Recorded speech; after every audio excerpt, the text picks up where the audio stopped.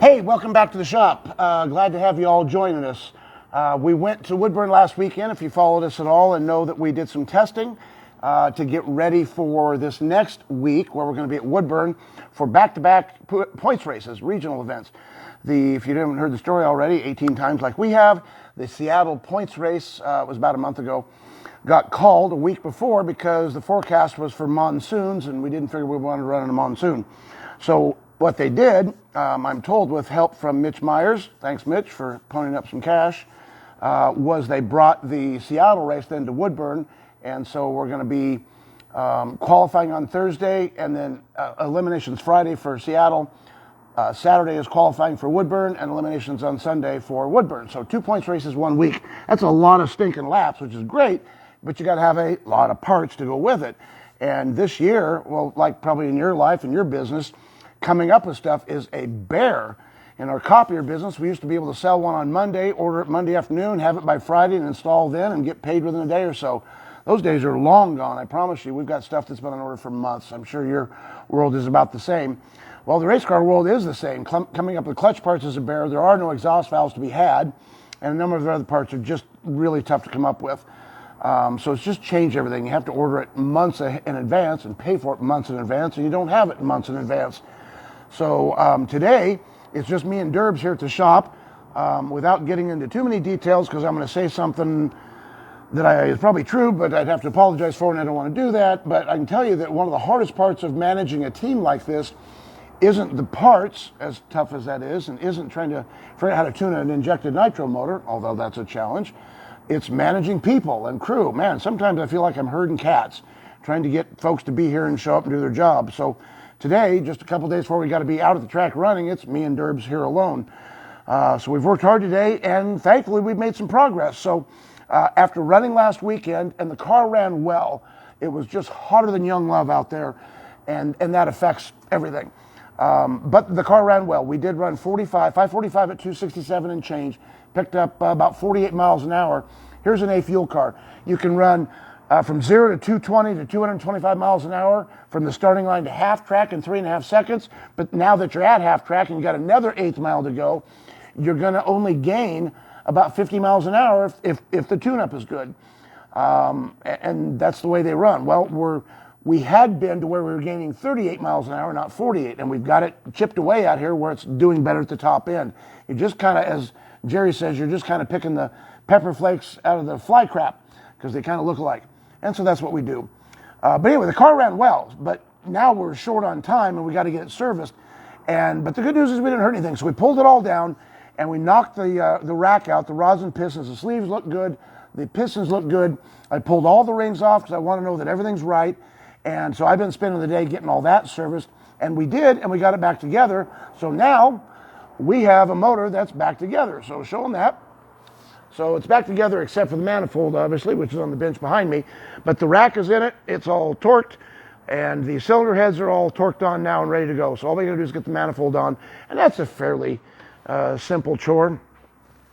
And then here's our next chore. With help from our driver, Trevor, we got our block back from Brad Anderson, the manufacturer, that we had dropped off. Derbs and I dropped that off. It's not following, right? Yeah, I'll have to work on that later.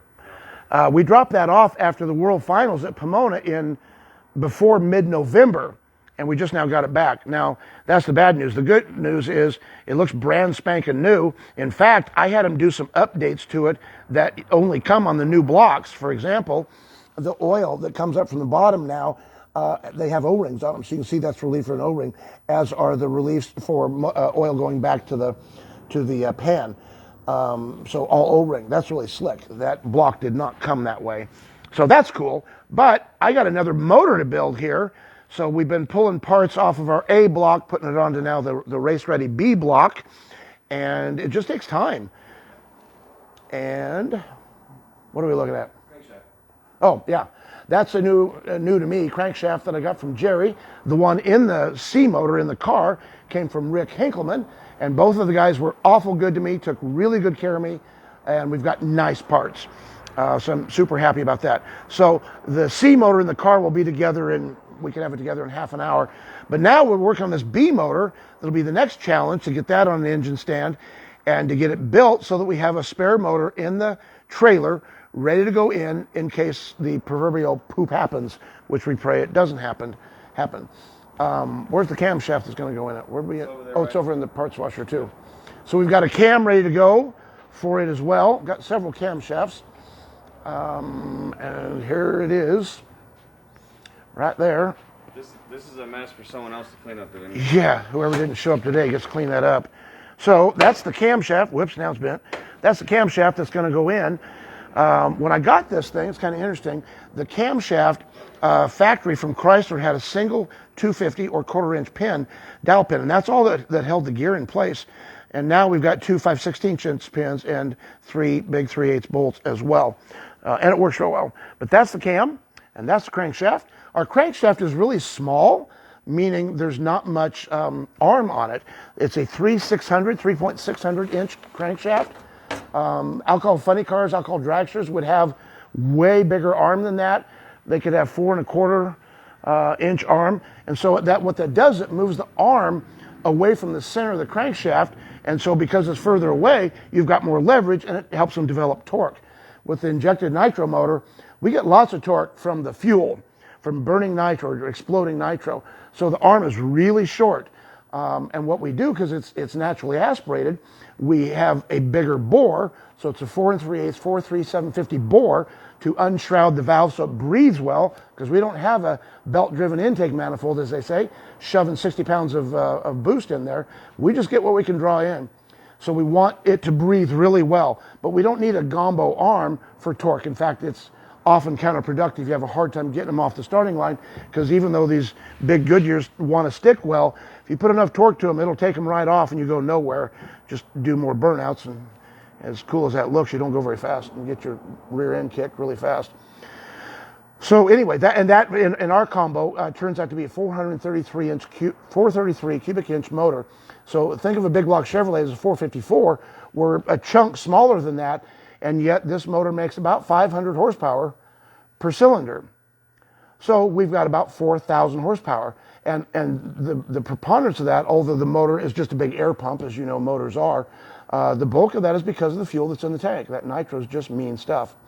So we're working hard to get ready for the race this next week. We'll be at Woodburn setting up on Wednesday, and then qualifying for the Seattle points race on Thursday, and we will do some videos. Trevor put up some really cool content I saw on our Facebook page. I hope you all check that out. And let us know what questions you have. We're really anxious to answer questions. I don't remember his name, and I'm going to get in trouble for bringing this up because I don't remember his name. But there's a gentleman following us from Australia. God bless you, man. That's so cool. Mike Watkins, he says hi to everybody at Gregg Racing. God bless you. So he's our T-shirt friend, right? No, he's not our T-shirt friend. Oh, there's another one? We have two down under guys. God bless you, man. That's unbelievable. God love technology, huh? Anyway, so this other gentleman was buying a couple T-shirts, and we're trying to figure out how to get them there for less than the cost of buying a 747 airplane. And so we've done the best we can to get them there. I couldn't believe we got two T-shirts in a box that stinking small. Like, holy crap. But you're trying to keep the postage down. Anyway, God bless you for following us, man. We really appreciate it. Aren't they?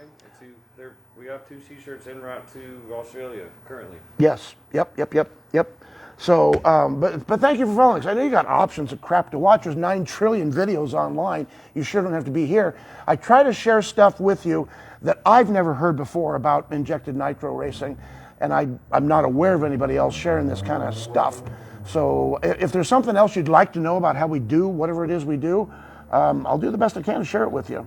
Last time, remember, we broke the ring and pinion gear. Well, Turbs and I got the new one installed, and we were nervous as the proverbial prostitute in church with a bad yeast infection, as I say. God, we were nervous, saying, "Dear Jesus, please let this stay together." So we did the best we could to assemble it, called Strange, the manufacturer, and talked to a couple guys there, super helpful, and they said, "Yeah, it sounds like you've done it right." The cool part is the darn thing's got its own oil pump, so it pumps gear oil directly onto the pinion and then out to the hubs. It's really an amazing piece of technology.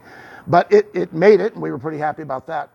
Our final lap was Sunday, and it was just so stinking hot. It was getting way hotter quicker. And God bless them, the folks at Woodburn let us run this car at their oldies race. So it's sold as an oldies race with lots of nostalgia cars there, really cool cars. And we got to be the first car down the track at noon.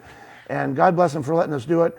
I had it turned up because we were going to run a 30, and the track went from 111 degrees, and in about 20 minutes when we ran, it was 132 degrees, and it did not hold the tune-up that I had put in it. So it went 967 to 60 foot, got to 1.2 seconds, and we'd added power there, which I probably shouldn't have done, but I did. Turned the timing up there, and it said, I'm not going to hang on to the track anymore. And so it took the tire off, and Trevor got to feel some significant tire shake, and he did a really good job handling the car, but it didn't make it. It went 1-to-1 and didn't make it, so we lifted and we coasted on through, and then what did we do? We put all our stuff away when it was just hotter than blazing Hades. Oh, God. We had sweat in bad places you just don't want sweat, but we did. Anyway, but we're here now, and next week the weather looks to be way better, about 80 degrees, not 108 degrees. So it should be great air for us to run well, and we hope to go out and thunder and run hard. And I can tell you my motivation, Trevor's done such a good job. His lights are really good now. We've been working on staging, where we stage in qualifying versus in eliminations. And my goal at some point, you earn your luck by hard work and perseverance. I'm wanting to turn on wind lights for him. He needs a couple wind lights, and we're going to try really hard. At some point, he's going to have that, and he's going to do really well. He's doing a great job for us, and we're really pleased with him. Any questions, let us know. We'll do our best to answer them, and we will see you in a few days out at Woodburn. Thanks for following us, guys. Take care.